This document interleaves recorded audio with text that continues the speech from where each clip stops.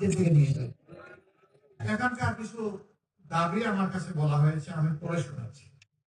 এটা ইউনিভার্সিটি, এবং এটা যদি কৃষি ইউনিভার্সিটি হয় তাহলে ভালো, কারণ এই এলাকা কৃষি প্রধান। রিসার্চ হবে, কৃষির উন্নয়ন হবে, কৃষকরা স্বস্তির সাথে মাঠে ফসল ফলাবে, ন্যায্য মূল্য পাবে। একটা মেডিকেল কলেজ, হ্যাঁ আমরা ইতিমধ্যেই বলেছি, আল্লাহ আমাদেরকে সুযোগ দিলে পর্যায়ক্রমে বাংলাদেশের কোন জেলা সরকারি মেডিকেল কলেজ থেকে বাদ পড়বে না ইনশাআল্লাহ। এরপর যেহেতু জেলা, তারা বাদ পড়বে না। তারপরে স্পেশালাইজড হসপিটাল, হ্যাঁ আগে মেডিকেল কলেজ করতে হবে স্কিল ম্যান পাওয়ার তৈরি করার জন্য। স্কিল ম্যান পাওয়ার ছাড়া কিছু যন্ত্রপাতি আর বিল্ডিং করে দিলেই স্পেশালাইজড হসপিটাল হবে না, বরঞ্চ এটা মানুষ মারার আর একটা রিফাইন কারখানা।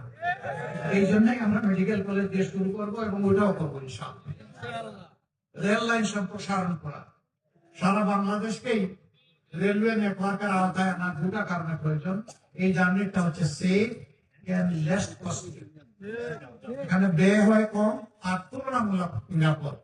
ইনশাআল্লাহ এটা আমরা ন্যায্যতার ভিত্তিতে দেখবো। ভেজিটেবল ইপিজেড, তার মানে হচ্ছে এখানে যে শাকসবজি তৈরি হয়, ফলমূল উৎপাদন হয়, সেগুলা সংরক্ষণের কোনো ব্যবস্থা না থাকার কারণে তাড়াহুড়া করে হয় বিক্রি না হয় পচে গেলে শেষ। এতে কৃষকরা পর্যাপ্ত উপযুক্ত দাম পান না, আবার ভোক্তারাও সবসময় এই জিনিসগুলো পান না। আমরা সারা বাংলাদেশের ডেমোগ্রাফিকে আমাদের বিবেচনায় নিব, নিয়ে যেখানে যেটা প্রযোজ্য সেইখানে ওই ইন্ডাস্ট্রি গুলা গড়ে তুলব।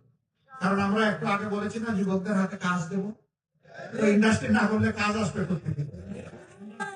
কাজও তুলে দেবো ইনশাআল্লাহ।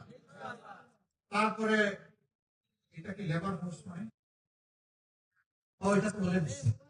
আলহামদুলিল্লাহ, আপনারা দোয়া করবেন আমরা যেন জাতিকে নিয়ে সামনের দিকে এগিয়ে যেতে চাই। প্রিয় জাতি, আপনাদের উপর আমাদের শতভাগ আস্থা আছে।